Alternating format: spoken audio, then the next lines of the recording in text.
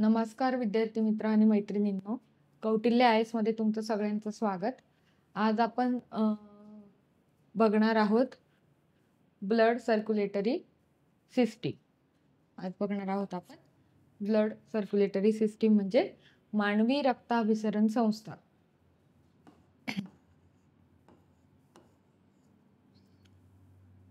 आता मानवी रक्ताभिसरण संस्थेमध्ये आपण काय काय बघणार आहेत. ही आहे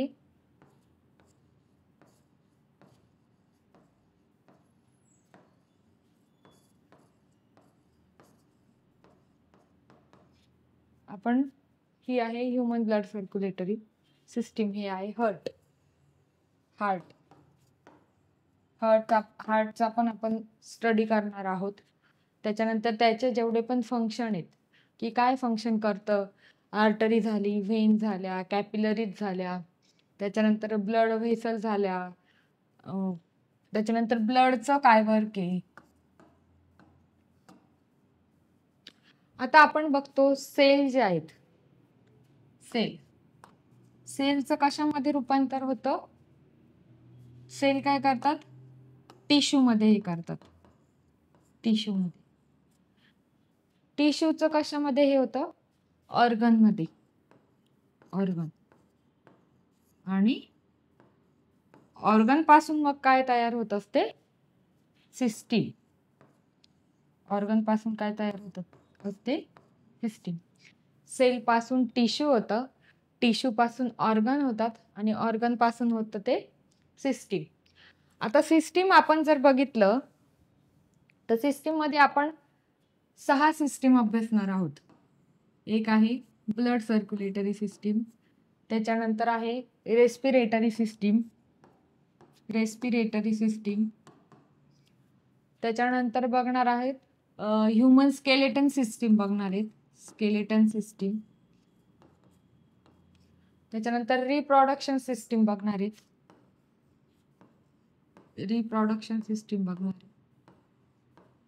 त्याच्यानंतर बघणार आहोत एक्सक्रेटरी सिस्टीम.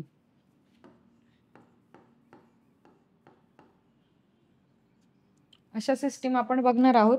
पण आता जे ते आपण बघणार आहोत आज ब्लड सर्क्युलेटरी सिस्टीम. आता ब्लड सर्क्युलेटरी जे सिस्टीम आहे त्याच्यामध्ये ब्लडचं वर्क काय आहे, त्याच्यानंतर हार्ट काय करतं. जे हार्ट आहे ते आपल्या शरीरामध्ये रक्त वाहून नेण्याचं काम करत असतं. त्याच्यानंतर त्याच्यामध्ये आहेत ब्लड सर्क्युलेटरी सिस्टीम मध्ये 2 टाईप येतात. एक असते ओपन सर्क्युलेटरी सिस्टीम आणि दुसरी असते क्लोज सर्क्युलेटरी सिस्टीम. आता मानवामध्ये जी आहे ती आपली असते ती क्लोज सर्क्युलेटरी सिस्टीम असते, म्हणजे अशुद्ध रक्त आणि शुद्ध रक्त हे वेगळे असतात. पण काही बाकीच्या ज्या गोष्टी असतात त्या एकत्र येऊ शकतात. त्याच्यानंतर शुद्ध रक्त ते कशामध्ये असतं, व्हेसल मध्ये, म्हणजे कशामध्ये, आर्टरी मध्ये, व्हेसल मध्ये, म्हणजे आर्टरी पण म्हणू शकतो आपण त्यालाच मराठीत म्हणतात धमन्यांमध्ये. आणि जे अशुद्ध रक्त आहे ते असतं व्हेन मध्ये. अशुद्ध जे रक्त आहे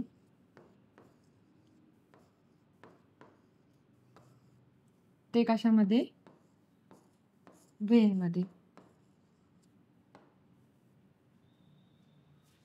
आता हार्ट जे ते काय करतं, रक्त वाहून नेण्याचं काम करतं. आपण हृदय ट्रान्सप्लांट करू शकतो, हे दाखवलंय आपण. पूर्ण ह्यूमन जी आहे हे एकदा तुम्ही बघून घ्या.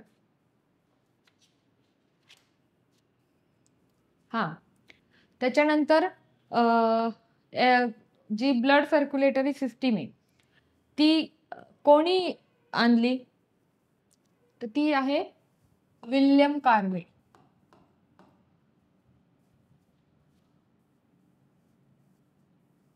ब्लड सर्क्युलेटरी सिस्टीम कोणी इंट्रोड्यूस केली, विल्यम कार्वे.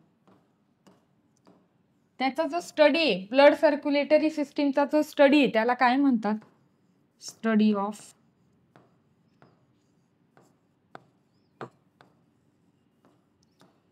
त्याला म्हणतात अँजिओलॉजी.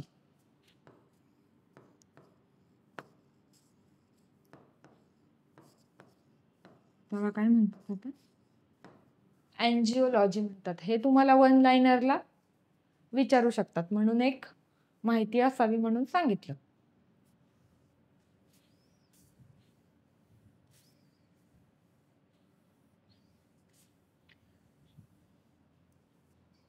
आता आपण बघू पुढे. हे बघितलं, ही इथं कॅपिलरी. मी पुढे तुम्हाला अजून दाखवेलच. हे ह्युमन हार्ट आहे. त्याच्यानंतर आपण बघू आता ब्लड सर्क्युलेटरी सिस्टीम. आता ब्लड सर्क्युलेटरी सिस्टीमचे डेफिनेशन काय? रक्त परिसंचरण प्रणाली म्हणजे शरीरामध्ये रक्ताचं जे हृदयाकडून विविध अवयवांकडे आणि पुन्हा हृदयाकडून वाहून नेण्याची जी प्रक्रिया आहे, म्हणजे शरीराकडून रक्ताचे हृदयाकडे आणि हृदयाकडून परत शरीराकडे वाहून नेण्याची जी प्रक्रिया आहे, त्याला म्हणतात ब्लड सर्क्युलेटरी सिस्टीम. आता ब्लड सर्क्युलेटरी सिस्टीमचे घटक आपण बघू. पहिला जो घटक आहे तो आहे हार्ट, हृदय. आता हृदय जे आहे ते एक पेशींचा स्नायू असलेला अवयव, जो काय करतो? रक्त पंप करतो. पुढे आपण हार्टचं पूर्ण सगळं फंक्शनिंग ते पूर्ण शिकणार आहेत. आता आपण शॉर्ट मध्ये बघूया. दुसरा आहे मुख्य घटक, तो ब्लड वेसल. आता ब्लड वेसल मध्ये 3 येतात. एक आहे आर्टरी, दुसरा आहे व्हेन आणि तिसरा आहे कॅपिलरी. आता आपल्या ज्या ब्लड वेसल आहे तर त्याची लांबी किती आहे, याच्यावर क्वेश्चन आलेला आहे. लांबी जी ब्लड वेसलची 97,000 किलोमीटर ब्लड वेसलची लांबी. किती? 97,000 किलोमीटर ब्लड वेसलचं. आता आर्टरी ज्या आहेत, ऑक्सिजन युक्त जे रक्त आहे ते काय करतात? हृदयाकडून शरीराकडे नेण्याची,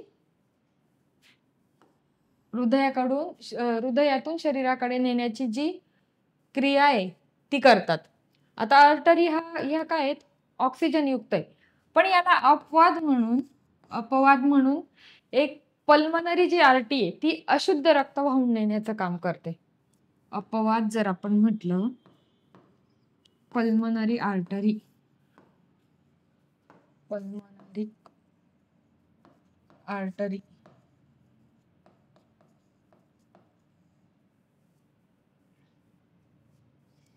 म्हणजे हृदयाकडून काय दुसरीकडे. पल्मनरी जी आर्टरी आहे ती अशुद्ध रक्त वाहून नेण्याचं काम करते. अशुद्ध रक्त. आणि बाकीच्या ज्या आर्टरी आहेत त्या काय करतात? शुद्ध रक्त वाहून नेण्याचं काम करतात. त्याच्यानंतर दुसरं आहे ते व्हेन, म्हणजे शिरा. आता व्हेन ज्या आहेत त्या काय करतात? ऑक्सिजन विरहित रक्त जे आहेत ते शरीरातून हृदयाकडे नेण्याचं काम करतात. कशातून? शरीरातून हृदयाकडे नेण्याचं काम करतात. मग याला पण अपवाद आहे.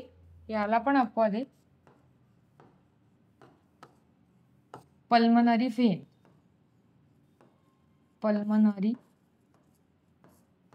व्हेन.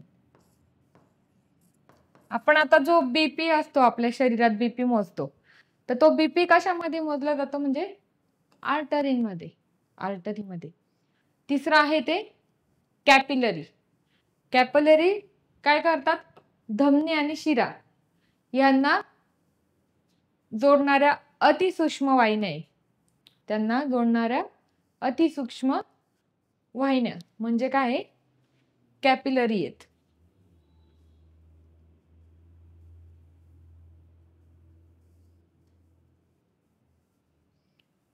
त्याच्यानंतर आपण ब्लड हा मुख्य घटक बघू.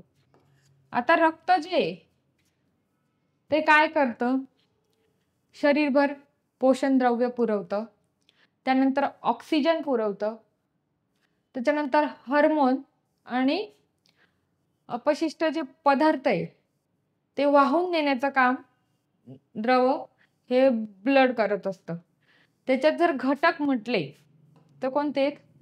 आरबीसी, डब्ल्यूबीसी आणि प्लेटलेट्स. काय काय आणि प्लाझ्मा. वरतीच करावं लागेल एक मिनिट.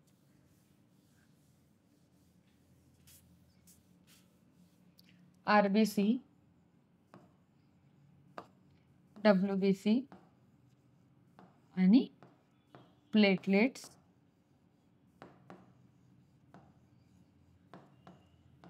आणि प्लाझ्मा. प्लाझ्मा कसा असतो? रक्तहीन असतो प्लाझ्मा. प्लाझ्मा हा रक्तहीन असतो.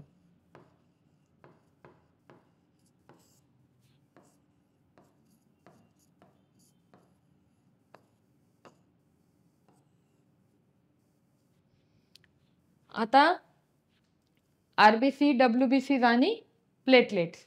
प्लेटलेट जर आपल्या शरीरातल्या कमी झाल्या तर काय होतो? डेंग्यू होतो. डेंग्यू होतो.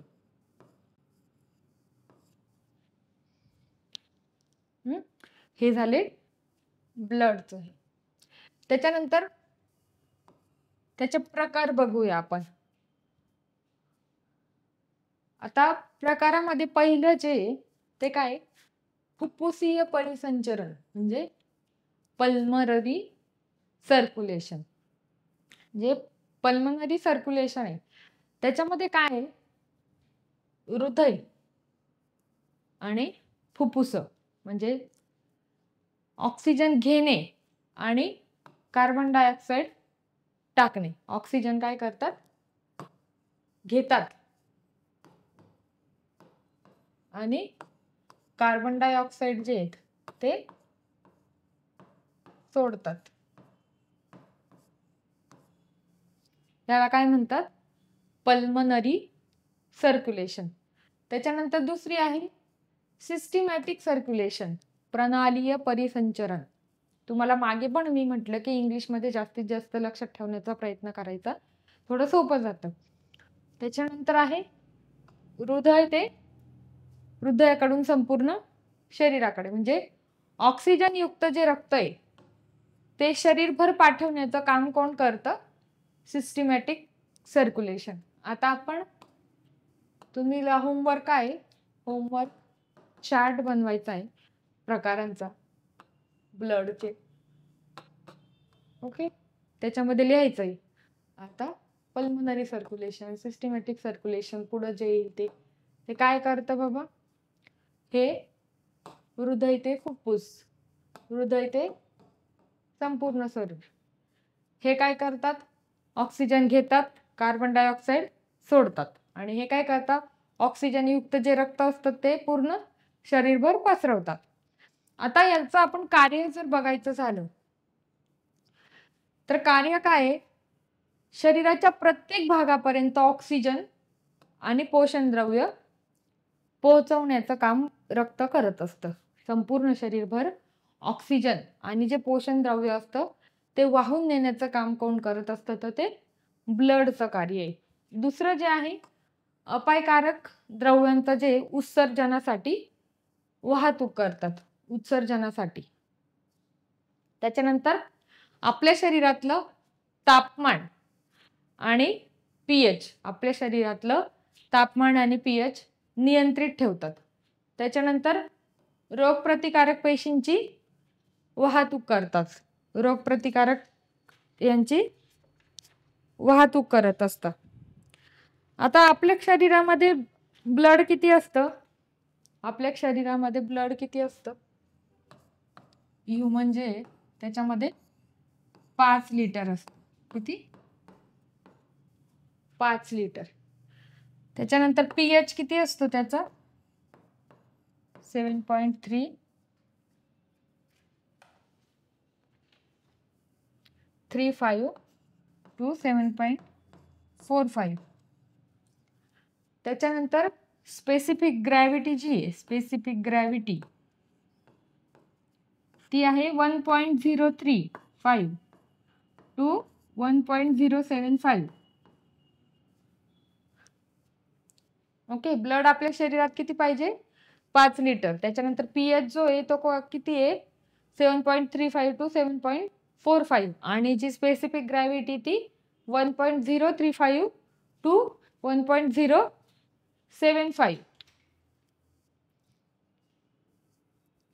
आणि आता इथे आपण फंक्शन पण बघितलं की ब्लड काय काम करतं, ब्लडचे काय प्रकार आहेत, ते जे प्रकार आहे ते आपल्या शरीरामध्ये काय वर्क करतात. त्याच्यानंतर आपण बघू types of blood circulatory system. आता काय बघतोय आपण? Types of blood circulatory system.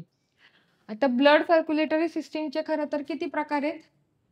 3 प्रकारची आहे. एक आहे ती ओपन सर्क्युलेटरी सिस्टीम आहे. आता आपण पहिल्यांदा ओपन सर्क्युलेटरीच बघू, म्हणजे उघडी परिसंचरण प्रणाली. त्याचं वैशिष्ट्य काय? या प्रणालीमध्ये रक्त काय आहे? थेट अवयवांभोवती वाहते, म्हणजे टिश्यू भोवती वाहते, थेट अवयवांभोवती वाहते. त्याच्यानंतर रक्तवाहिनी ज्या असतात त्या काय असतात? पूर्णपणे बंद असतात. रक्तवाहिन्या पूर्णपणे बंद नसतात, सॉरी. आणि रक्त जे म्हणजे हिमोफिल शरीरात मोकळी जी पोकळ्या असतात त्याच्यामध्ये वाहतात, पोकळ्यांमध्ये वाहते. आता उदाहरण त्याचं आहे, म्हणजे ओपन सर्क्युलेटरी सिस्टीम कशामध्ये असते? कीटक, जसं की आपण झुरळ बघतो, टेडा बघतो. त्याच्यानंतर मृदुकाय प्राणीत, जसे की शंख आणि घोणस, याच्यामध्ये आपण काय बघतो? ओपन प्रकारची सर्क्युलेटरी सिस्टीम बघत असतो. याच्यामध्ये काय असतं? शुद्ध रक्त. ओपन सर्क्युलेटरी सिस्टीम मध्ये काय असतं? शुद्ध आणि अशुद्ध रक्त हे एकत्र असतं. शुद्ध प्लस अशुद्ध रक्त एकत्र असतं. आणि क्लोज मध्ये तसं नसतं. आता दुसरी आहे क्लोज सर्क्युलेटरी सिस्टीम. बघू आपण कुठली? Close circulatory system. आता क्लोज सर्क्युलेटरी सिस्टीमचे वैशिष्ट्य काय? रक्त जे ते नेहमी रक्तवाहिन्यांमधूनच प्रवाह करत असतं. रक्त जे ते नेहमी रक्तवाहिन्यांमधूनच प्रवाह करते. त्याच्यानंतर हृदय जे ते पंप करत असलेले रक्त विशिष्ट मार्गांनी वाहतं. पंप करत असलेले रक्त विशिष्ट मार्गांनी वाहते. त्याच्यानंतर ते अधिक कार्यक्षम असतं आणि वेगवान आहे. ही सर्क्युलेटरी सिस्टीम जी आहे ती वेगवान आहे. उदाहरण काय आहे याचं? उदाहरण माणूस, मच्छी, साप, पक्षी आणि सस्तन प्राणी.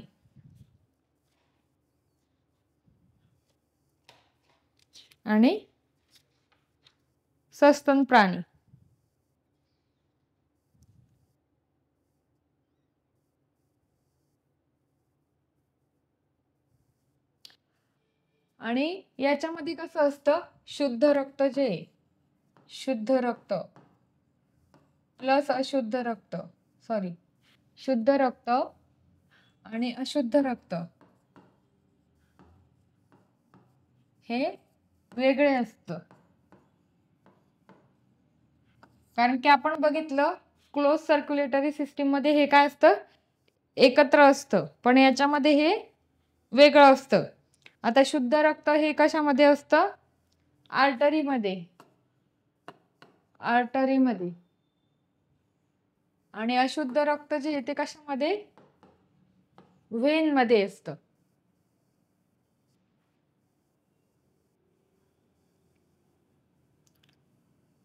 ओके.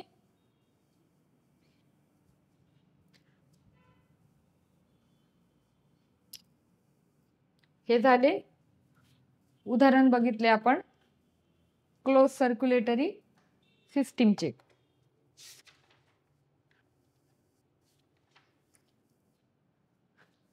त्याच्यानंतर तिसरं आहे ते डबल सर्क्युलेटरी सिस्टीम म्हणजे दुहेरी सर्क्युलेटरी सिस्टीम. याचे वैशिष्ट्य बघू आपण आता. याचं जे रक्त आहे ते हृदयातून दोनदा प्रवास करते. कितीदा? दोनदा. एकदा फुफ्फुसांकडे करते आणि एकदा शरीराकडे करते. एकदा फुफ्फुसांकडे करते आणि एकदा शरीराकडे करते. असं दोनदा हृदयाचा प्रवास करत असते. दोन स्वतंत्र प्रवाह असतात. तिला दोन स्वतंत्र प्रवाह असतात. त्याच्यानंतर त्याच्यात पण दोन सर्क्युलेशन आहे. एक आहे पल्मनरी सर्क्युलेशन आणि दुसरं आहे सिस्टमॅटिक सर्क्युलेशन. पल्मनरी सर्क्युलेशन आणि सिस्टमॅटिक सर्क्युलेशन. उदाहरण याचं काय? सस्तन प्राणी आणि पक्षी म्हणजे माणूस आणि सिंह, सस्तन प्राणी आणि पक्षी. आता आपण बघू प्रकार बघायचा आहे. त्याच्यानंतर रचना कशी आहे त्याची सर्क्युलेटरी सिस्टीमची. त्याच्यानंतर रक्तवाहिन्या, त्याची कार्यक्षमता कशी आहे आणि एक्झाम्पल बघू. आता मगाशी मी तुम्हाला सांगायचं राहिली,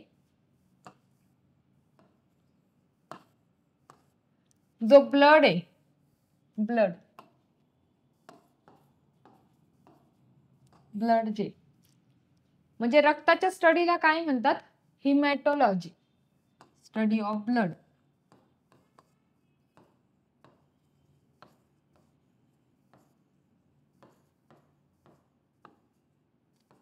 काय म्हणतात?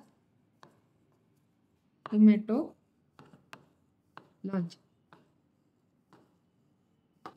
आणि हिमॅच्युरिया म्हणजे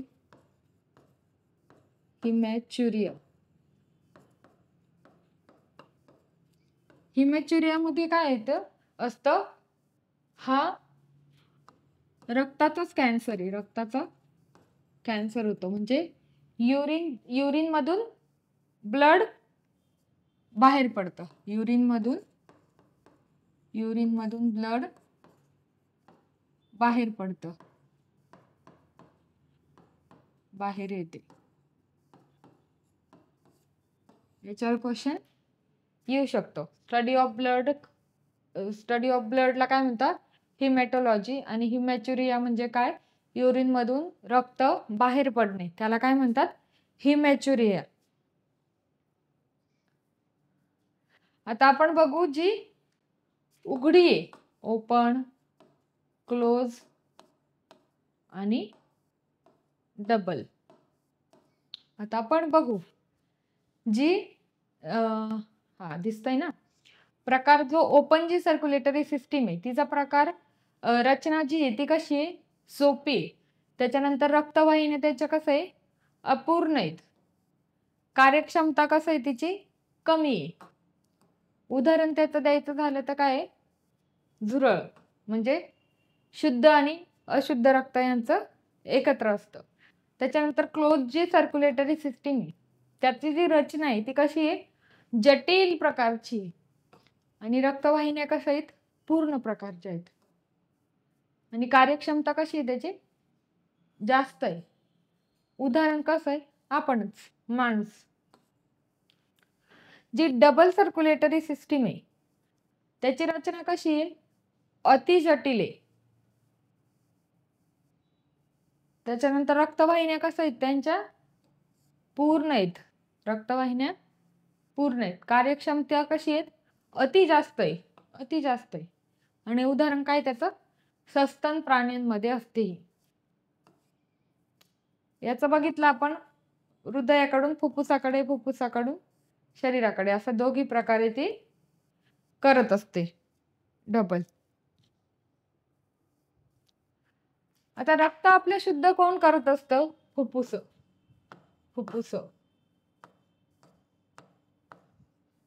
फुफ्फुस आपले रक्त शुद्ध करण्याचं काम करतात.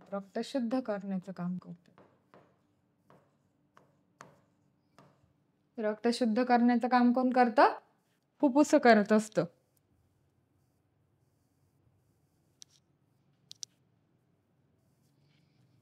आता पुढे बघू आपण ब्लड म्हणजे काय. आता आपण मगाशी बघितलं स्टडी ऑफ ब्लड म्हणजे काय. स्टडी ऑफ ब्लड म्हणजे हिमॅटोलॉजी. हिमॅटोलॉजी. आता आपण रक्ताची व्याख्या बघू.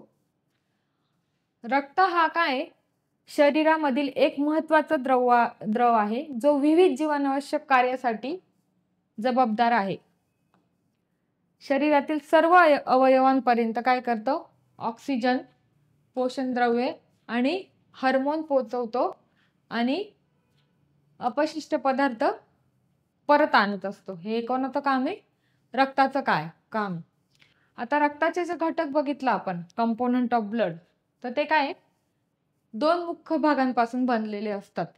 जे कंपोनंट आहे ते दोन मुख्य भागांपासून बनलेले असतात. एक म्हणजे प्लाझ्मा, आणि दुसरं म्हणजे ब्लड सेल्स. प्लाझ्मा आणि इथे बघू आपण ब्लड सेल.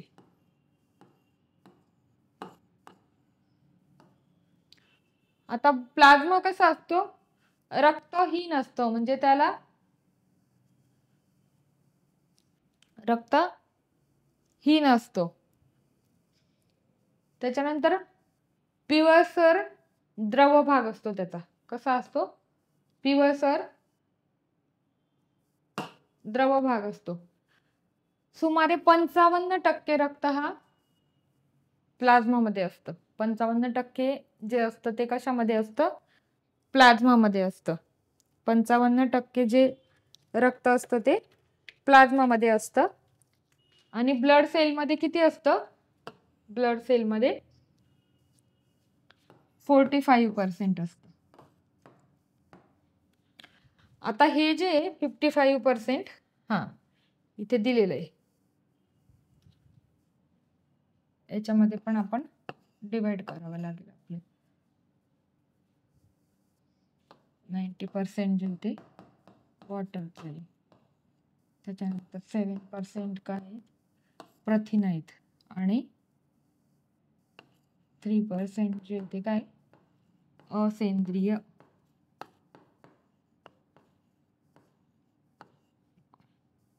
घटक. आता याच्यामध्ये काय काय RBC, WBC आणि प्लेटलेट्स.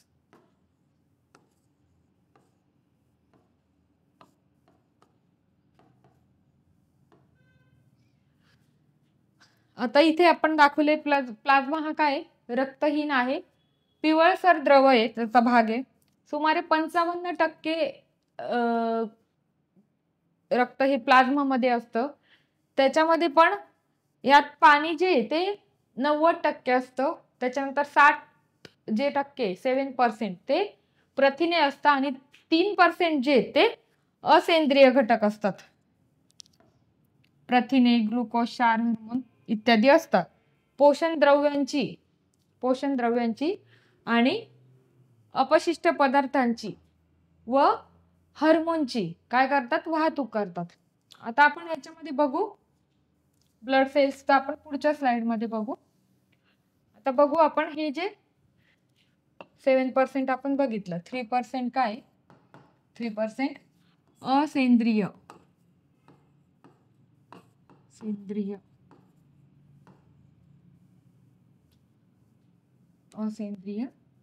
घटक.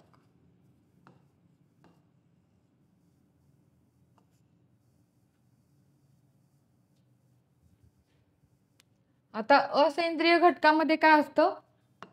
बायकार्बोनेट.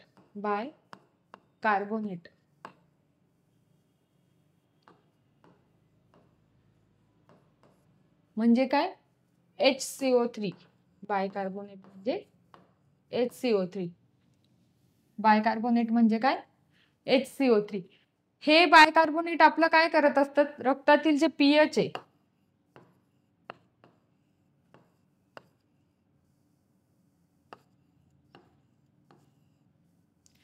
आपल्या शरीरात जे रक्त आहे त्याच्या पीएच ठरवण्याचं काम कोण करत असतं?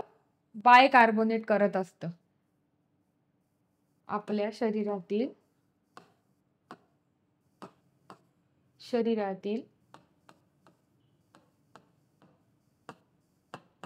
रक्ताचा जो आहे रक्तातील पीएच ठरवण्याचं काम करत असतं. पीएच ठरवण्याचं काम.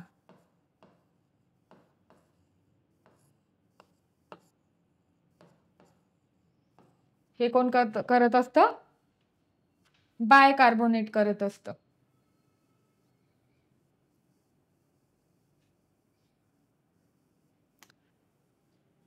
त्याच्यानंतर प्लाझ्मा मध्ये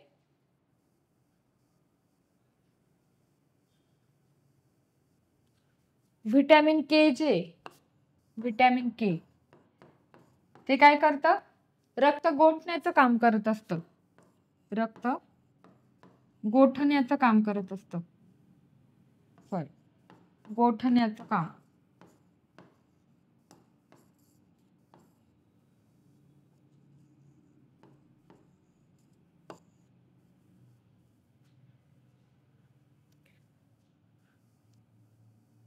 त्याच्यानंतर प्रोथ्रोम्बिन जे आहेत, प्रोथ्रोम्बिन याच्यामध्ये किती असतात? 13 घटक असतात. महत्वाचे 13 घटक असतात.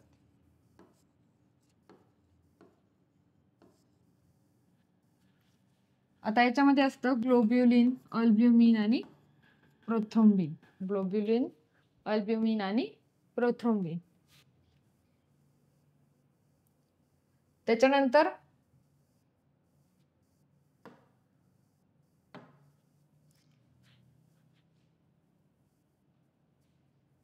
एक मिनिट कलर जरा बदलून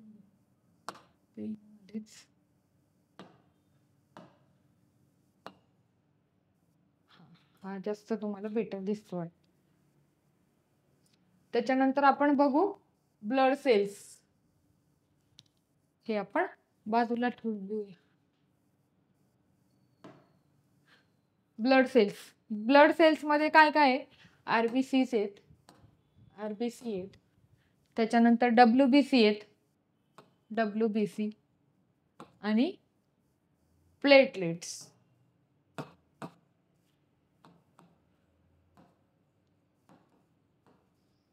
आता आरबीसी जे आहेत, त्यालाच काय म्हणतात? इरिथ्रोसाइट्स. आता आरबीसी काय करतात? त्याच्यामध्ये काय असतं? हिमोग्लोबिन असतं. त्याच्यानंतर ते काय करतात? हिमोग्लोबिन आहे ऑक्सिजन वाहून नेण्याचं काम करतात. ऑक्सिजन वाहून नेण्याचे कार्य करतात. त्याचं जे आयुष्यकाल आहे ते किती आहे? 120 डेज.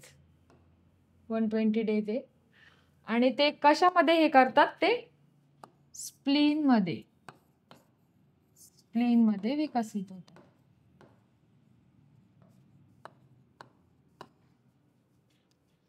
ब्लड सेल्स जे आहेत ते किती आहे? त्याचा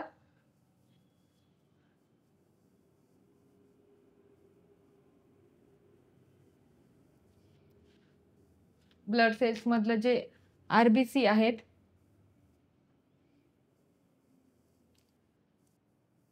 आरबीसीचं आपण बघितलं. आरबीसी 120 डेज त्याचं आहे. बरोबर. स्प्लीन मध्ये हे करतात ते. स्प्लीन मध्ये. त्याच्यानंतर आपण बघू इथं आरबीसीचं अजून. आरबीसीचं बघू. आता आरबीसी जे आहे ते कसं आहे? Bye concave.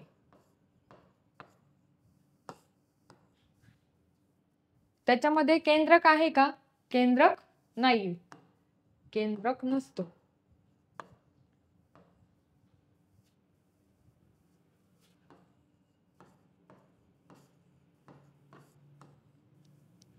त्याला लाल रंग असतो. तो कशामुळे येतो?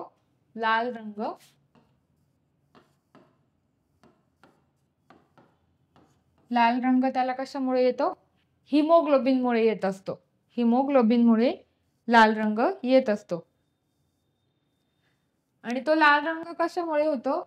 लोखंडाचं काय होतं? ऑक्सिडेशन होतं. लोखंडाचं ऑक्सिडेशन होऊन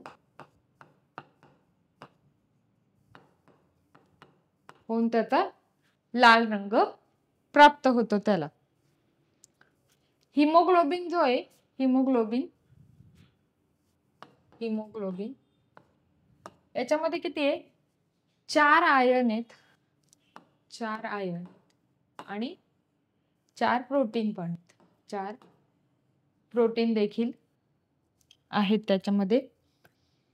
आता मेल आणि फिमेल मध्ये हिमोग्लोबिन किती असतं? मेल आणि फिमेल मध्ये हिमोग्लोबिनचं किती असायला पाहिजे? मेल मध्ये 13 to 18 ग्रॅम. किती? पर 100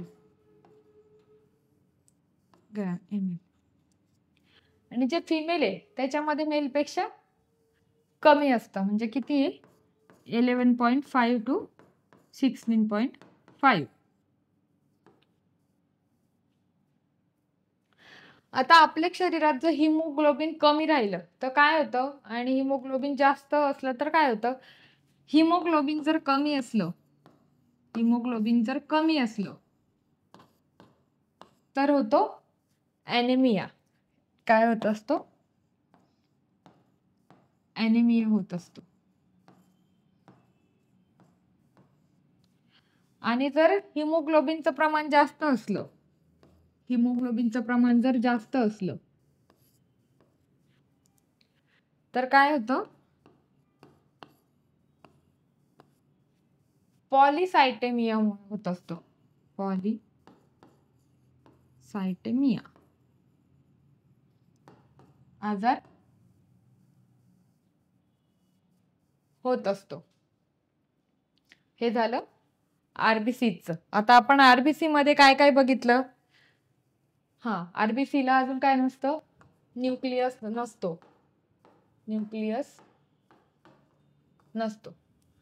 आरबीसी ला न्यूक्लियस नसतो. ते बायकॉन्केव्ह असतं. त्याच्यानंतर हिमोग्लोबिन त्याला कशामुळे तयार होतो? लाल रंग आयनचं ऑक्सिडेशन झाल्यामुळे, लोखंडाचं ऑक्सिडेशन झाल्यामुळे त्याला लाल रंग प्राप्त होत असतो. त्याच्यानंतर त्याला तो बायकॉन्केव्ह असतो, केंद्रकही नसतो, म्हणजेच नॉन न्यूक्लियस असतो. हिमोग्लोबिन मध्ये 4 आयन आणि 4 प्रोटीन असतात. त्याचं आयुष्य जे आहे ते किती? 120 दिवसाचं असतं. स्प्लीन मध्ये मरतात. त्याच्यानंतर जर हिमोग्लोबिनचं प्रमाण जर कमी राहिलं तर काय होतं? ॲनेमिया होत असतो. आणि जर हिमोग्लोबिनचं प्रमाण जास्त झालं तर पॉलिसायटेमिया होत असतो. हे आजार होऊ शकतात. त्याच्यानंतर मेल याच्यामध्ये आणि फिमेल याच्यामध्ये किती हिमोग्लोबिन पाहिजे त्याचं प्रमाण. त्याच्यानंतर बघितलं आपण आरबीसीज मध्ये. आता पुढचं आपण बघूया. WBC बघायचं आहे आपल्याला. त्यालाच काय म्हणतात?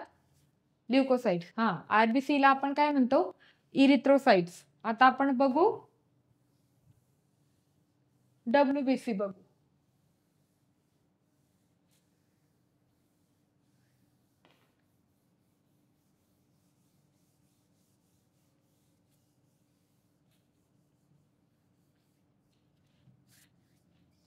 आहे आता WBC बघू. आता WBC काय करतात? शरीर रक्षक काय आहेत त्या? पेशी आहे. शरीर रक्षक पेशी आहेत.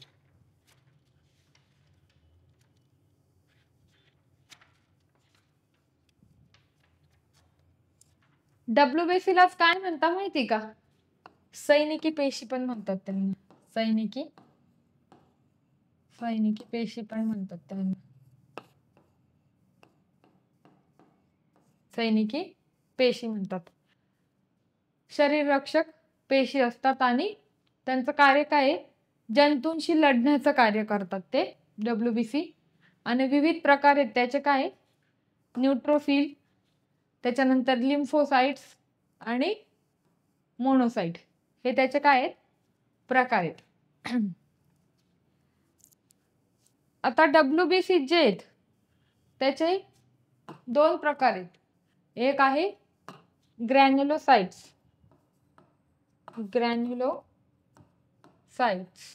आणि दुसरं काय आहे? अग्रॅन्युलोसाइट्स.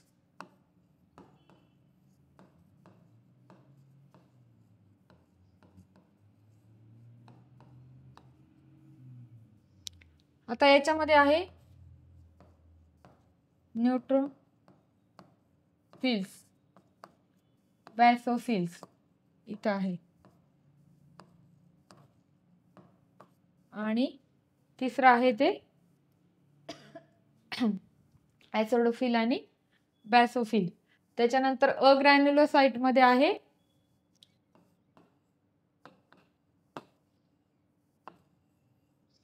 लिम्फोसाइट्स आणि लिम्फोसाइट्स आणि मोनोसाइट.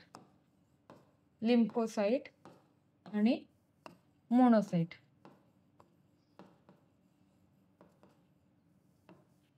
आता ऍसिडोफिल्स जे आहेत,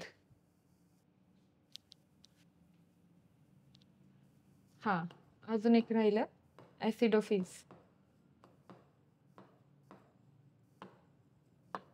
आता ऍसिडोफिल जे काय ते विष विरोधी काम करतो. विष विरोधी आहे.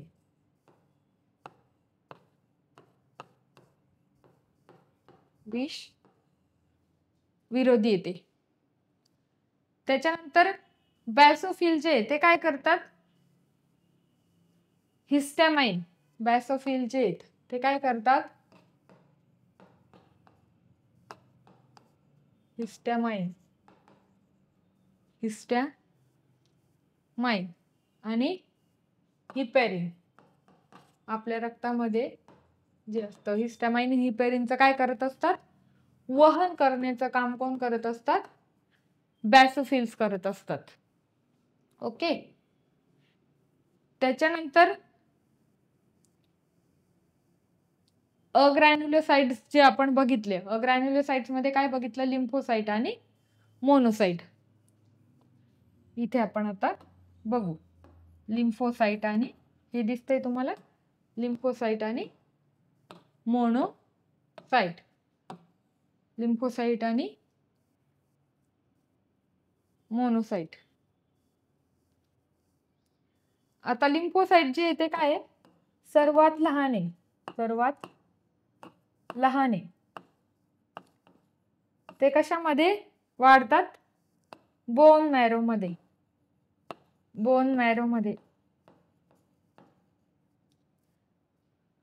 तुम्ही ते क्रिश 3 पिक्चर बघितला असेल, त्याच्यात बोन मॅरोचं दिलेलं आहे.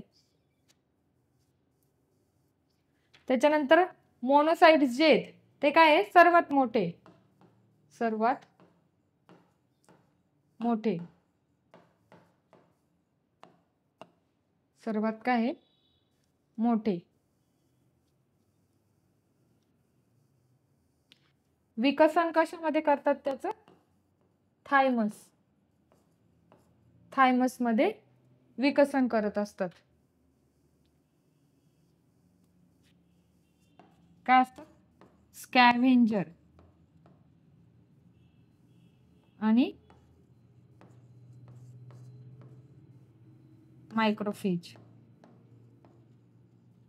आणि याची वाढ कशामध्ये होत असते? बोन मॅरो मध्ये वाढ होत असते. बोन मॅरो मध्ये. बोन मॅरो मध्ये काय होत असते? त्याची वाढ होत असते.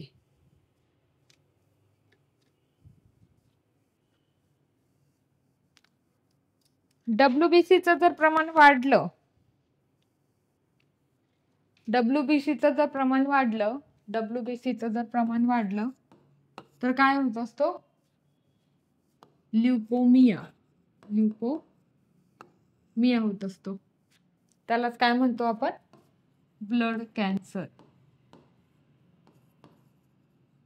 प्रमाण वाढलं तर काय होत असतं? ल्युकोमिया होत असतं. म्हणजे खूप प्रमाणात वाढलं तर, नाही तर थोडंफार प्रमाणात जर WBC वाढला तर ते कव्हर होऊन जातं.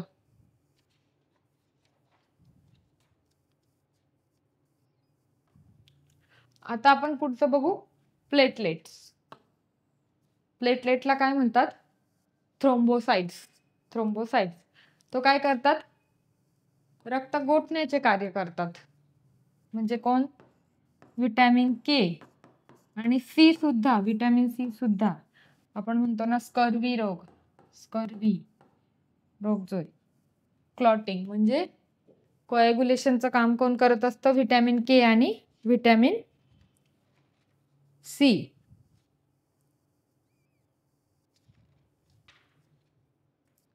प्लेटलेट जर आपल्या शरीरातल्या कमी झाल्या तर काय होतं? डेंग्यू आणि मलेरिया. डेंग्यू आणि मलेरिया.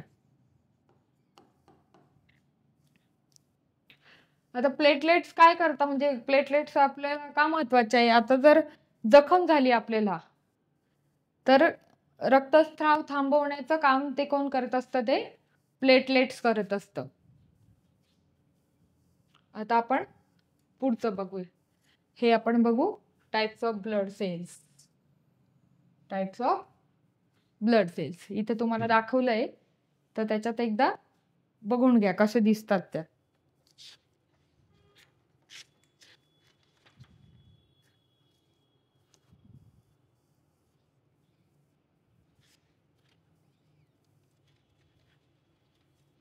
दिसतंय तुम्हाला? हे आहे इरिथ्रोसाइट्स, रेड ब्लड सेल आपण बघितलं. आता हे बघितलं प्लेटलेट्स, याला म्हणतात थ्रोम्बोसाइट्स. हे बघा याला कसे शार्प असे हे आहेत. आता रेड ब्लड सेल्स जे ते काय आहे? हेल्प इन ऑक्सिजन आणि CO2 एक्सचेंज साठी. हे कशासाठी आहे? हेल्प इन ब्लड क्लॉटिंग साठी, रक्त थांबवण्यासाठी. त्याच्यानंतर व्हाईट ब्लड सेल्स बघितलं, ल्युकोसाइट्स. मी तुम्हाला म्हटलं होतं याच्यामुळे काय होतो? ल्युकोमिया आजार. ल्युकोमिया म्हणजे ब्लड कॅन्सर होऊ शकतो. आता व्हाईट ब्लड सेल्स मध्ये पण 4 आहेत. Fight again infection. इन्फेक्शनवर फाईट करण्याचं काम कोणाचं असतं? व्हाईट ब्लड सेलचं. आता याच्यामध्ये आहे न्यूट्रोफिल, त्याच्यानंतर आहे इओसिनोफिल, त्याच्यानंतर बॅसोफिल आणि लिम्फोसाइट्स आणि मोनोसाइट्स. याच्यामध्ये काय होतं? ग्रॅन्युलोसाइट्स. हे तिघं जे आहेत ते ग्रॅन्युलोसाइट्स. आणि हे जे दोन आहेत ते काय? अग्रॅन्युलोसाइट्स. अग्रॅन्युलोसाइट्स साइट्स मध्ये येतात. आता आलं तुम्हाला लक्षात? आरबीसी काय करतं? हेल्प्स इन ऑक्सिजन आणि CO2 एक्सचेंज. त्याच्यानंतर प्लेटलेट्स काय करतात? ब्लड कोएग्युलेशनचं काम करतात. आणि WBCs काय करतात? फाईट करतात इन्फेक्शनच्या विरोधात. हे झालं ब्लड सेल्सही. आता हे आहे different types of white blood cell. Different type of white blood cell. Colour तुम्हाला दिसतंय? Different type of white blood cell. त्याच्यामध्ये काय? न्यूट्रोफिल्स. आता इथे दिलेलं आहे न्यूट्रोफिल्स काय करतात? First to respond to bacteria और व्हायरस. बॅक्टेरिया रिस्पॉन्ड करतात ते बॅक्टेरिया किंवा व्हायरसला. इओसिनोफिल काय करतात? ॲलर्जी सिम्पटम साठी. कशासाठी? Allergy symptom. ॲलर्जी सिम्पटम साठी. हे कशासाठी? न्यूट्रोफिल्स बॅक्टेरिया आणि व्हायरस साठी. त्याच्यानंतर बॅसोफिल्स जे ते कशासाठी? अस्थमासाठी. अस्थमासाठी त्यांचा रोल प्ले करत असतात. त्याच्यानंतर ल्युकोसाइट्स जे ते काय करतात? अँटीबॉडीज. अँटीबॉडीज म्हणजे इन्फेक्शन विरोधात फाईट करतात. फाईट करतात. त्याच्यावर मोनोसाइट काय करतात?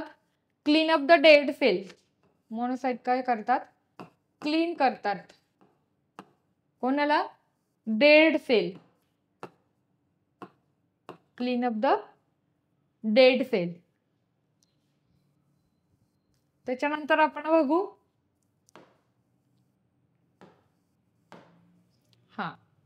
रक्तातील 3 मुख्य जे घटकांची जी तुलना आपण या चार्ट मध्ये बघणार आहे, तुलना बघणार आहे चार्ट मध्ये. त्याचे घटक आपण इथे दिलेले आहेत. त्याच्यानंतर त्याचं संपूर्ण नाव दिलेलं आहे, कार्य काय करतं ते बघायचं आहे. त्याच्यानंतर स्वरूप त्याचे आणि रचना, स्ट्रक्चर काय ते बघायचंय. त्याचं किती आहे लाईफ स्पॅन, जीवनकाल किती, आणि प्रति मिलीलिटर म्हणजे प्रमाण त्याचं किती आहे ते आपण बघणार आहेत. आता आरबीसी जे आहेत त्याला आपण काय म्हणतो, लाल रक्तपेशी म्हणजे रेड ब्लड सेल. आरबीसीचं काम काय आहे, रक्त वाहून नेण्याचं काम करत असतात. ते रक्त वाहून नेण्याचं काम करत असतात. त्याचं स्वरूप आणि रचना कशी आहे, स्वरूप आणि रचना त्याची कशी आहे, बायकॉन्केव्ह आहे. त्याच्यानंतर केंद्रक नसलेली आहे, म्हणजे न्यूक्लियस त्याच्यामध्ये कसं आहे, ऍबसेंट आहे. त्याच्यानंतर जीवनकाल त्याचा किती आहे, 120 दिवसाचा आहे. हे तुम्हाला लक्षात राहावं आणि व्यवस्थित तुमच्याकडे नोट्स तयार होतील म्हणून मी हे चार्ट फॉर्म मध्ये दिलंय. अदरवाईज आपण ते तर मगाशी शिकलो ते सगळं. आणि प्रमाण त्याचा किती आहे, 4.5 to 6 दशलक्ष. त्याच्यानंतर WBC जी आहेत, पांढऱ्या रक्तपेशी, त्याला काय म्हणतात, व्हाईट ब्लड सेल. त्याचं जे कार्य आहे ते काय आहे, रोगप्रतिकारक शक्ती म्हणजे इम्युनिटी बूस्ट करण्याचं काम जे आहे ते WBCचं आहे. त्याच्यानंतर त्याला काय असतो, केंद्रक असतो, न्यूक्लियस त्याच्यामध्ये प्रेझेंट असतो. त्याच्यानंतर विविध आकाराचे असतात, ते विविध आकाराचे असतात. त्याच्यानंतर त्याचा जो जीवनकाल जो येतो काही तास आहे, फक्त काही तास आणि काही दिवस असतो. आता असं विचारू शकतात तुम्हाला की सगळ्यात जास्त जीवनकाल कोणाचा आहे, असंही विचारू शकतात. तर तो कोणाचा आहे, आरबीसीचा आहे. त्याच्यानंतर की त्याचं प्रमाण किती आहे, 4000 ते 11000 हे त्याचं प्रमाण आहे. त्याच्यानंतर आहे प्लेटलेट्स, त्यालाच काय म्हणतात, थ्रोम्बोसाइट्स म्हणजे रक्तपेटिका. त्याचं कार्य काय आहे, रक्त गोठणे आणि जखम थांबवणे. आता याचं रक्त कोॲग्युलेशनसाठी कोणते व्हिटॅमिन काम करतात, व्हिटॅमिन के आणि सी. आपण बघितलं होतं स्कर्वी जो आहे तो आजार होऊ शकतो व्हिटॅमिन सी मुळे, व्हिटॅमिन के आणि सी. त्याच्यानंतर त्याचे जे स्ट्रक्चर आहे ते कसं आहे, लहान आहे आणि केंद्रक नसलेले तुकडे आहेत, केंद्रक नसलेले तुकडे. त्याचा लाईफ स्पॅन किती आहे, जीवनकाल 7 ते 10 दिवसाचा आहे, 7 ते 10 दिवसाचा आहे. आणि त्याचं जे प्रमाण आहे ते किती आहे, 1.5 to 4.5 लाख. हे झालं पूर्ण आरबीसी, WBC आणि प्लेटलेट्स याचं.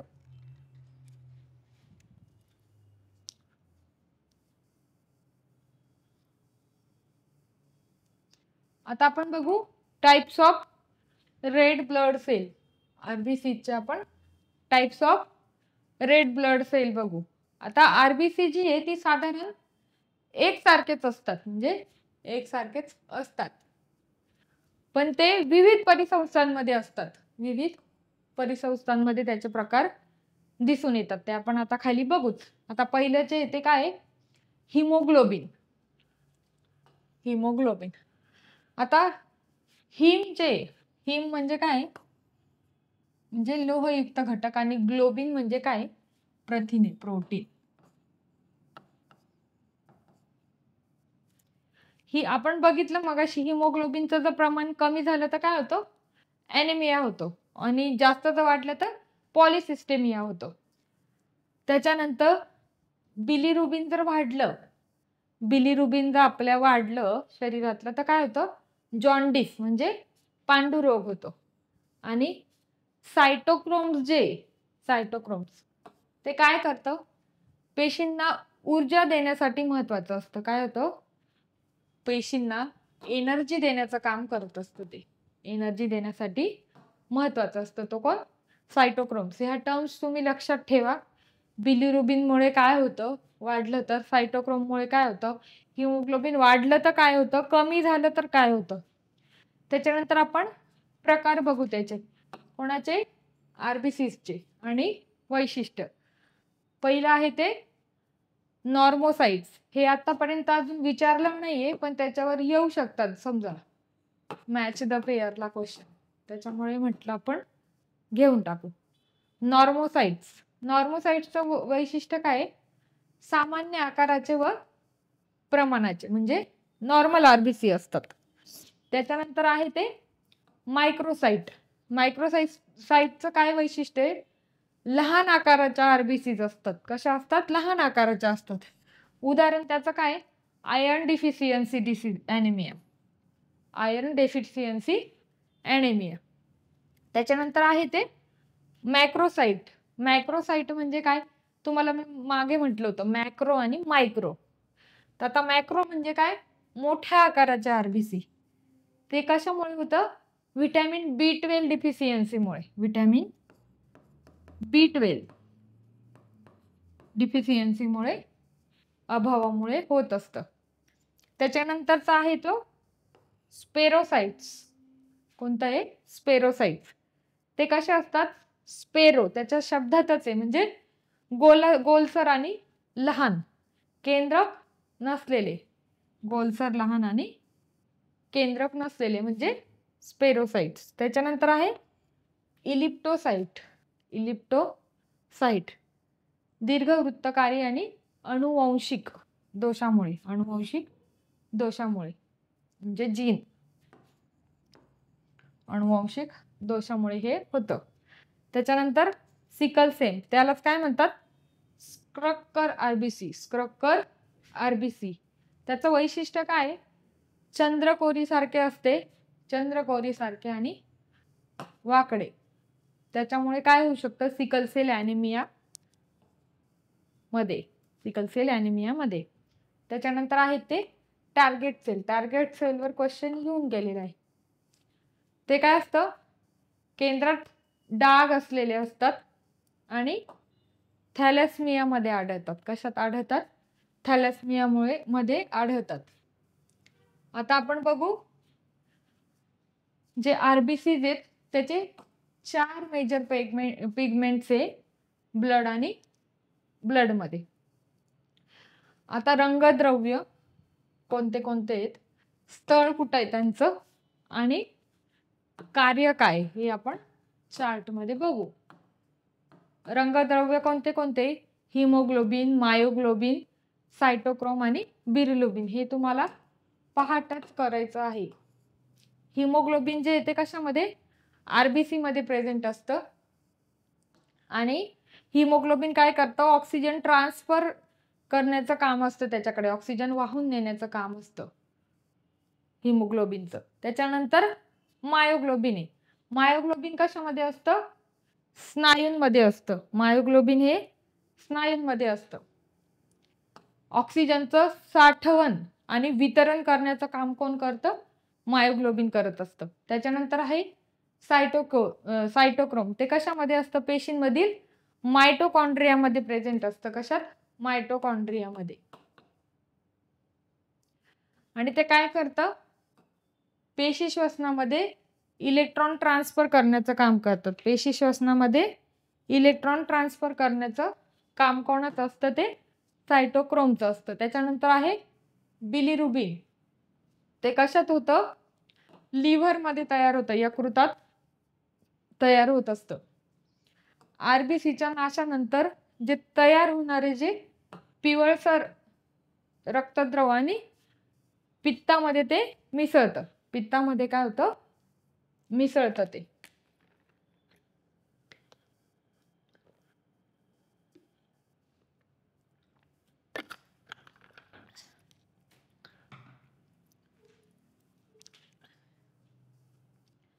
पित्तामध्ये मिसळतं. आता पुढचं आहे WBC. WBCचे आपण टाईप बघणार आहोत, प्रकार.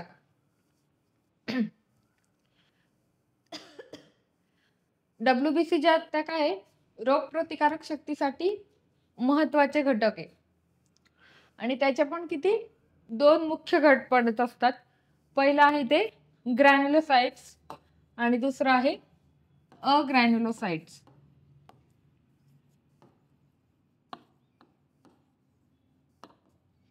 ग्रॅन्युलोसाइट्स आणि अग्रॅन्युलोसाइट्स. आता जे ग्रॅन्युलोसाइट आहे ते सायटोप्लाझम मध्ये सूक्ष्म दाणे असतात. आता जे ग्रॅन्युलोसाइट्स आहे त्याचे प्रकार जर आपण बघितलं होतं, न्यूट्रोफिल्स, इओसिनोफिल आणि बॅसोफिल, हे आपण चार्ट मध्ये बघून त्याचं कार्य बघू. ते आपण मगाशी बघितलंय. न्यूट्रोफिल्सचं जे कार्य आहे तर ते काय करतं, बॅक्टेरिया नष्ट करणे, म्हणजे फॅगोसाइट्स. प्रथम ते प्रतिसाद देणारे आणि बॅक्टेरिया नष्ट करते. कोण? न्यूट्रोफिल्स. त्याच्यानंतर आहे इओसिनोफिल. ते काय करतं, ॲलर्जीमध्ये वाढ करतं आणि ते परजीवींविरुद्ध काय करतं, लढा देतं, म्हणजे फाईट करत असतं. ते परजीवींमध्ये लढा देत असतं. त्याच्यानंतर तिसरं आहे ते बॅसोफिल्स. बॅसोफिल्स काय करतात, हिस्टॅमिन जे आहे ते स्त्रावित करतात. हिस्टॅमिन म्हणजे 10 प्रक्रिया जी आहे ती नियंत्रित करत असतात. हे झाले WBC चे प्रकार, न्यूट्रोफिल, इओसिनोफिल आणि बॅसोफिल्स. तुम्हाला आता करायचंय असं चार्ट होमवर्क. WBC, RBC आणि प्लेटलेट्स. त्याचे प्रकार लिहायचे, त्याच्यानंतर वर्क त्याचं आणि काय करतात ते, हे तुम्हाला चार्ट मध्ये तुमचं सेपरेट करून घ्यायचंय. हे चार्ट दिले ते फक्त तुम्हाला मर्ज करायचे, म्हणजे तुम्हाला लक्षात राहील.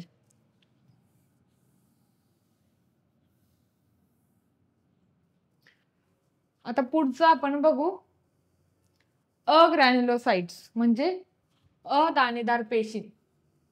याच्यामध्ये काय असतं, सायटोप्लाझम मध्ये दाणे नसतात.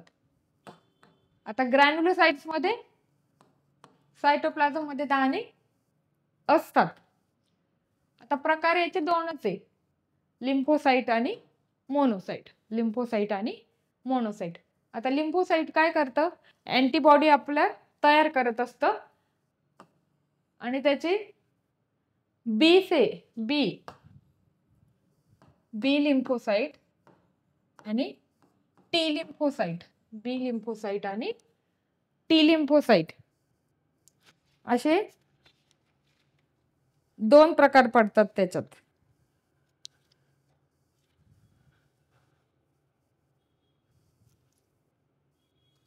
बी लिम्फोसाइट आणि टी लिम्फोसाइट. आता ते काय करतात, बी लिम्फोसाइट आणि टी लिम्फोसाइट रोगप्रतिकारक शक्ती वाढवतात आणि लिम्फोसाइट ते अँटीबॉडीज तयार करतात. त्याच्यानंतर मोनोसाइट्स जे आहेत ते काय करतात, मोठे जे रोगजंतू आहेत ते काय करतात, गिळून घेतात आणि नष्ट करत असतात. त्याला काय म्हणतात, फॅगोसाइटोसिस. पेशींमध्ये जाऊन मॅक्रोफेज बनतात. पेशींमध्ये जातात ते आणि त्याचं काय होतं, मॅक्रोफेज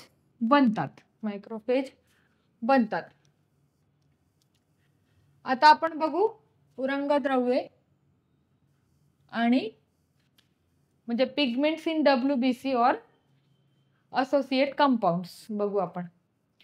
WBC मध्ये स्वतः रक्तद्रव्य काय नसतात, पण जे काही विशिष्ट रासायनिक जे घटक आहे त्यांना ओळखण्यासाठी ते वापरले जातात.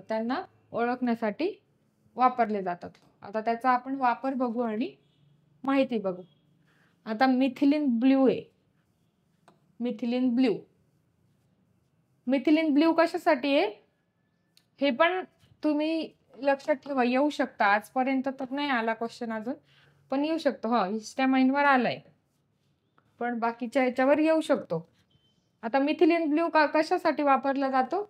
बॅसोफिल्सला ओळखण्यासाठी मिथिलीन ब्ल्यूचा वापर केला जातो. हे सगळे रासायनिक घटक आहेत. बॅसोफिल पेशी निळसर दिसतात. त्याच्यानंतर आहे इओसिन, म्हणजे त्याला काय म्हणतात? ऍसिडिक डाय. ऍसिडिक डाय म्हणतात. इओसिनोफिल मध्ये त्याचा वापर होतो. कशामध्ये? इओसिनोफिल मध्ये. गुलाबी आणि लालसर दिसतात ते. पुढचं आहे ते गिमासा स्टेन. गिमासा स्टेन ते कशासाठी वापरलं जातं? WBCच्या वर्गीकरणासाठी. WBCच्या वर्गीकरणासाठी त्याचा वापर होतो. त्याच्यानंतर त्याची माहिती आहे, सूक्ष्मदर्शकाखाली सर्व पेशी ओळखता येतात. म्हणजे मायक्रोस्कोप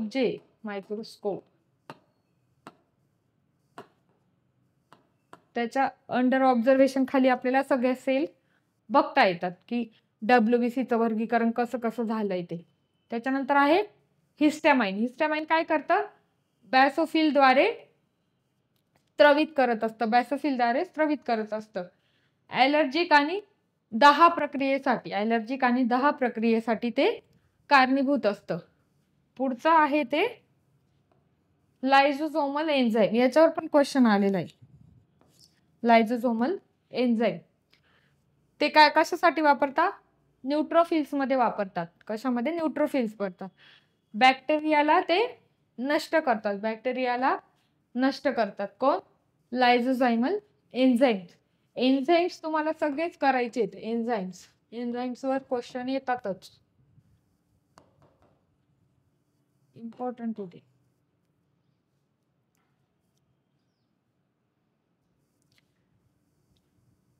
त्याच्यानंतर आहे की बाबा शॉर्ट मध्ये बाबा आपण कशाला काय म्हणतो? म्हणजे लक्षात ठेवण्यासाठी तुम्हाला दिलंय हे. WBC काय आहे? ग्रॅन्युलोसाइट्स आणि अग्रॅन्युलोसाइट. न्यूट्रोफिल्स काय? सर्वाधिक प्रमाणात असतात. बॅसोफिल जे त्याचं सर्वात कमी प्रमाण आहे. कशाचं? बॅसोफिल्सचं सर्वात कमी प्रमाण आहे. त्याच्यानंतर लिम्फोसाइट्स रोगप्रतिकारक शक्तीचे केंद्र आहे. त्याच्यानंतर ल्युकोमिया म्हणजे काय? Blood cancer. त्याच्यानंतर विविध रंगद्रव्ये ही पेशी ओळखण्यासाठी आणि अभ्यासासाठी उपयोगी असतात. शरीरात रंग उत्पन्न करत नसतात ते. नाहीत काही रंगद्रव्य. त्याच्यानंतर आहे आपण बघणार आहेत प्लेटलेट्स बघणार आहेत. काय बघणार आहे? प्लेटलेट्स म्हणजे काय? रक्तपेटिका किंवा त्याला काय म्हणतात? थ्रोम्बोसाइट्स देखील म्हणतात. प्लेटलेट्स आपण थ्रोम्बोसाइट सुद्धा म्हणतात. हे काय करतात? अत्यंत सूक्ष्मपणे त्या महत्वाच्या पेशी असून त्या रक्तगुठळी तयार करतात. म्हणजे ब्लड क्लॉटिंग साठी मदत करतात. आणि ज्या ह्या पेशी आहेत त्या बोन मॅरो मधील मेगाकॅरिओसाइट या मोठ्या पेशींपासून तयार होतात. कशापासून तयार होतात? हे इम्पॉर्टंट आहे, हे लक्षात ठेवा. मेगाकॅरिओसाइट या मोठ्या पेशींपासून त्या तयार होतात. बोन मॅरो मधील मेगाकॅरिओसाइट्स पासून त्या तयार होतात. प्लेटलेट्सचे आपण आता प्रकार बघू.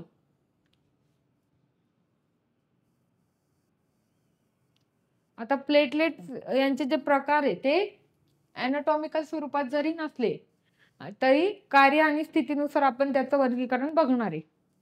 त्याचा प्रकार बघणार आहे प्लेटलेट्सचा आणि वैशिष्ट्य बघू. आता पहिले जे प्लेटलेट्स आहे ते कोणतं आहे? Resting platelets. रेस्टिंग प्लेटलेट्स काय आहे? ते सामान्य स्थितीत असतात आणि गोलसर आणि गुळगुळीत असतात. हा चार्ट तुम्ही हवं तर स्क्रीनशॉट घ्या.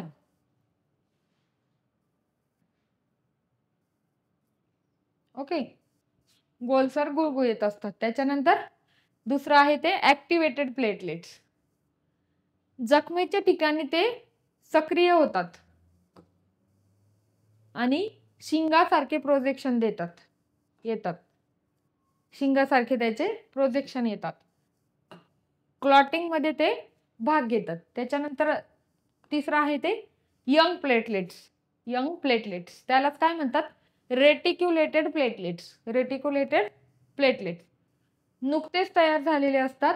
आरएनएचे जे प्रमाण आहे ते अधिक असतं. आरएनएचे प्रमाण अधिक असतं. त्याच्यानंतर गडद रंगाचे रक्तनाश झाल्यावर प्रमाण त्याचं वाढत असतं.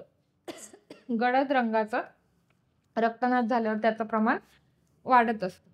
त्याच्यानंतर आहेत त्या ओल्ड प्लेटलेट्स. त्याला काय म्हणतात? वयस्क, म्हणजे वापरले गेलेले 7 ते 10 दिवसांसाठी ते तुटतात. 7 ते 10 दिवसांसाठी तुटतात. पुढचं आहे ते गायन प्लेटलेट्स. त्याची रचना कशी असते? अनियमित प्रकारची असते. काही रोगांमध्ये ते असतं. त्याचं तर उदाहरण बघायचं झालं तर ITP, त्याच्यानंतर मायलोप्रोफिलोरेटिव्ह डिसऑर्डर मध्ये आढळतात. मायलोप्रोफिलोरेटिव्ह डिसऑर्डर मध्ये ते आढळत असतात.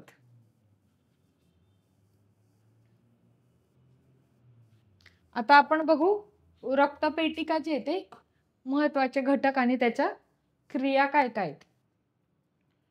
आता बघितलं आपण ग्रॅन्युल्स जे असतात अल्फा आणि डेन्स प्रकारचे. त्याचं कार्य काय आहे? क्लॉटिंग फॅक्टरसाठी, त्याच्यानंतर ग्रोथ फॅक्टर स्त्रवित करतात. त्याच्यानंतर सेकंड आहे ते सरफेस रिसेप्टर. त्याचं कार्य काय आहे? कोलॅजन. त्याच्यानंतर व्हॉन विलेब्रँड फॅक्टरीशी संलग्न होतात. त्याच्यानंतर आहे ऍक्टिन मायोसिन सिस्टीम. ती जी काय करतात?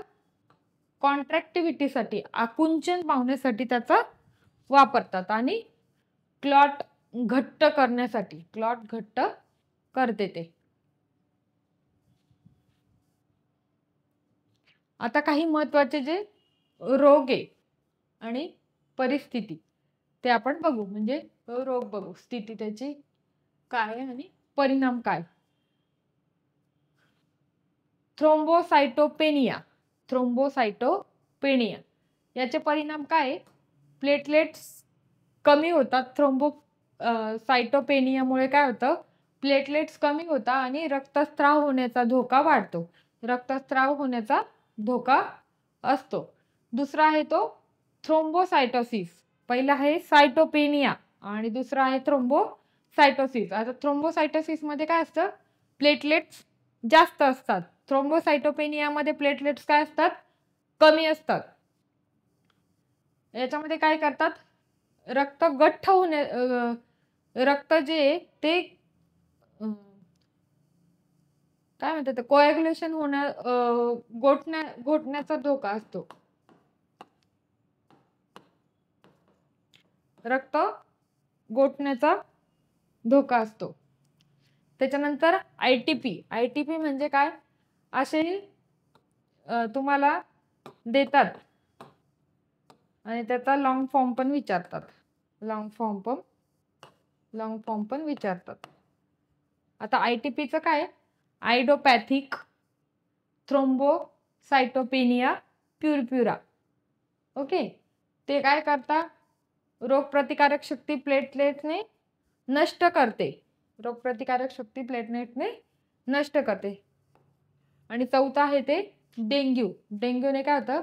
डेंग्यू मध्ये प्लेटलेट्स कमी होतात आणि रक्तस्राव होऊ शकतो.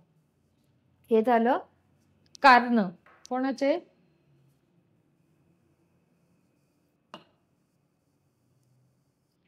आता प्लेटलेट्सचं हे आयुष्य किती असतं?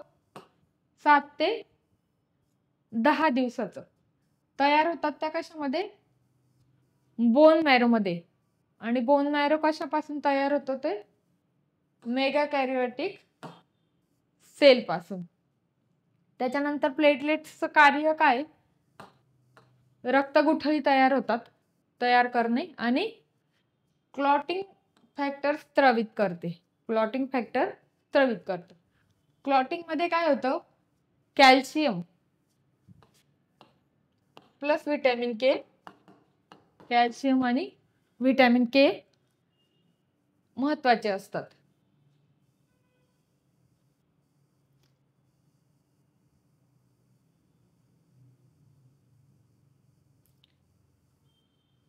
हा, एवढं आपण बघू आणि आज आपण इथं थांबू. रक्ताचे कार्य, फंक्शन ऑफ ब्लड. आता पहिलं जे आहे फंक्शन ते काय आहे? ऑक्सिजन आणि कार्बन डायऑक्साईडची वाहतूक करतं. ब्लड काय करतं? ऑक्सिजन आणि कार्बन डायऑक्साईडचं वहन करत असतं. त्याच्यानंतर पोषण द्रव्यांची वाहतूक करतं. त्याच्यानंतर अपशिष्ट पदार्थ यकृत व मूत्रपिंडाकडे नेण्याचं काम करत असतं. त्याच्यानंतर रोगप्रतिकारक शक्ती प्रदान करणे, WBC. त्याच्यानंतर तापमान नियंत्रित करत असतं. तापमान नियंत्रित केलं की आपला काय असतो? बॉडीतला pH मेंटेन राहतो. तो आपला किती असतो? 7.3 to 7.4. मी तुम्हाला मगाशी सांगितलं. त्याच्यानंतर रक्तस्राव रोखणे म्हणजे प्लेटलेट्स. हे झाले फंक्शन ब्लडची. आता आपण आज बघू, उद्या बघू ब्लड ग्रुप. हे चॅप्टर बघू आपण उद्या. आज आपण इथंच थांबू. थँक्यू.